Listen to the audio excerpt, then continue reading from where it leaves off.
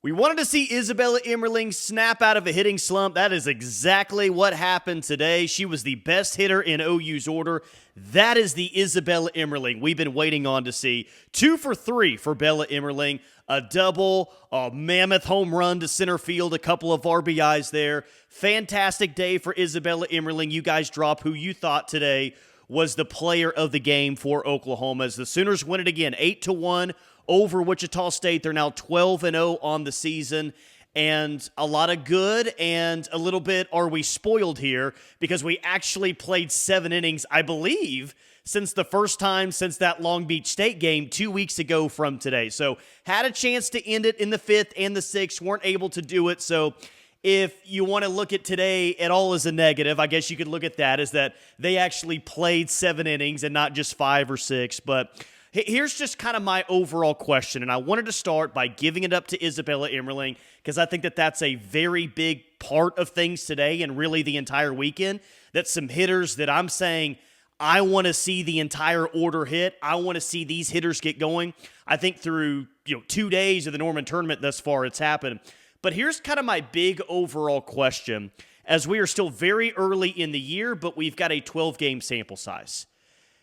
Guys, is what the biggest question mark was going into the year, is that currently the team's biggest strength?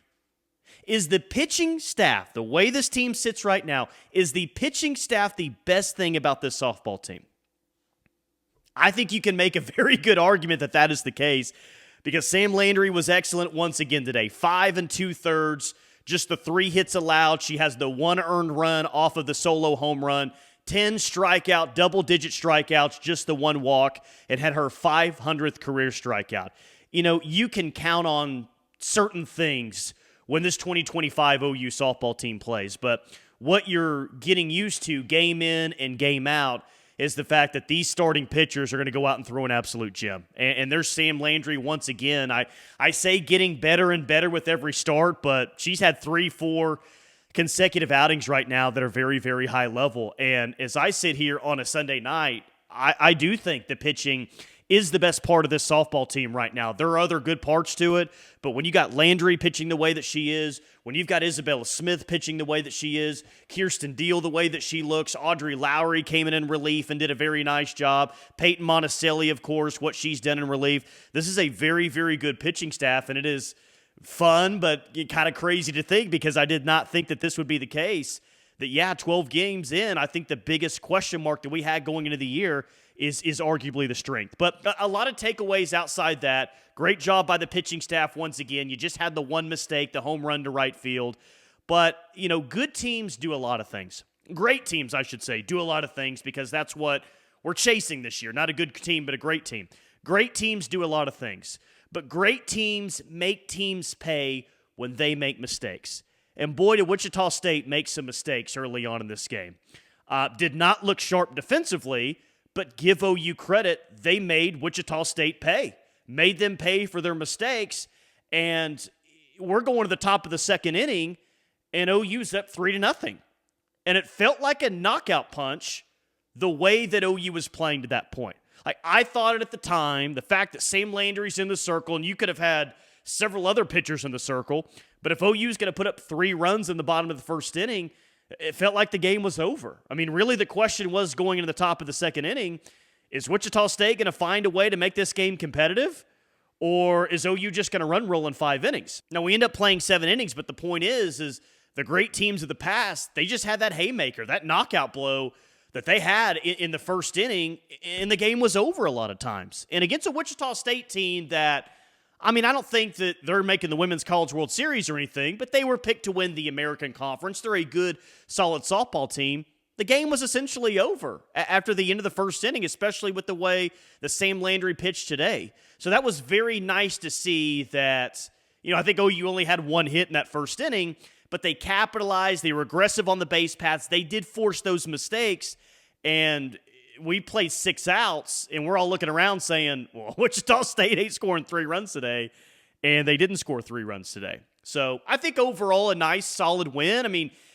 You'd like to not leave as many runners on base as maybe you did the last 2-3 plate appearances, but I'm not going to sit here and complain about an 8-0 win against a Wichita State team that's going to be in a regional somewhere, maybe the Norman Regional. It can always be better. There's no doubt. I'm interested to hear kind of what Patty Gasso thinks after this game, but it's a very convincing win over, again, what I think is a solid softball team. And I see this on social media, and I see it in the comments, and you guys are, reaching out to me on social media as well saying, well, I mean, the schedule, the non-conference schedule they played is not very good. We're really going to find out what this team is when they get into SEC play. And yeah, I mean, ultimately I do agree with that. OU has not played the toughest non-conference schedule. I don't think they played a bunch of bums. Like, I think San Diego State's good. I think Wichita State is solid. Baylor will do some nice things this year. Like, there are some good postseason softball teams that have been in OU's non-conference portion of the schedule thus far. If you want to tell me, though, they haven't played the toughest non-con of teams in the top 5 or tougher games are yet to come in the SEC, clearly I'll agree with that. But at the same time, I'm going to give this team credit because they didn't make the schedule. And Patty even talked before the year that this non-conference schedule was by design. They're going to have plenty of tough games here moving forward. They're not going to lack for tough games this year in the SEC. I think the non-conference schedule is about playing good, solid opponents, but making sure the confidence level is where it needs to be with this team going into conference play, not playing a murderer's row non-conference schedule and then maybe limping into SEC play. I think it was about getting a team with a lot of new confidence going into the SEC when that time comes, and I think that that's happened thus far. And why I give this team credit is this team, those players, didn't make the schedule. They had no influence on the schedule whatsoever. They're just playing the games that are in front of them. So regardless of what you think the overall strength of the schedule is, I think you give this team credit for taking care of the opponents. They run-rolled their way through the Getterman Classic last weekend. They run-rolled Tulsa yesterday in 5 innings. I mean, they had 5 consecutive run-roll games in 5 innings, and they were a run again away from doing that today. So, yeah, they're going to play better opponents. Of course that's the case. Of course the best teams that they play are going to be in the SEC this year. But at the same time, I still think that you can give this team credit for the 12-0 start that it's had up to this point. And let's not act like we haven't seen other teams across college softball lose to lesser opponents, because that's absolutely been the case. I'm not crowning this team national champions or anything like that, but they've played the teams on their schedule, and they've beat them, I think, accordingly. So after a 12-0 start, I think overall I'm very, very pleased with how things have come together for this team. Talked about Isabella Emerling and her great day. Tia Malloy had a great day as well. 2 hits and an RBI. Very, very good day for her. Nelly had the RBI in the bottom of the 4th inning to make it 5-0. Isabella Emerling right after her had the 6-0 RBI double. So offensively, just I think a solid day. Again, you'd like to end it a little bit better in those last 2 plate appearances than they had, but I do think that we're starting to see certain players really settle into the order.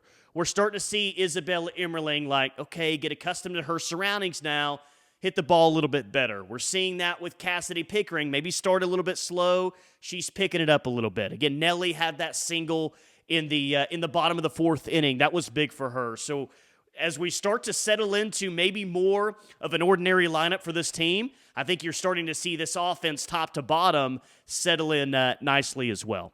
Defensively, had a couple of errors today. The Ilana Agbayani error in the top of the 2nd inning, that's a really tough play. That ball had a lot of spin. I'm not going to fault her too much for that one. Gabby Garcia had an error at shortstop. She makes that play 9 times out of 10. Maybe got caught behind the runner a little bit there, but 2 errors, like to clean that up a little bit. But when your pitching is that good, you're just going to win a lot of games. You're going to win a lot of games against a lot of really good teams. And it's almost, we sit here on a Sunday, and I'm interested in what you guys drop in the comments, your overall feelings.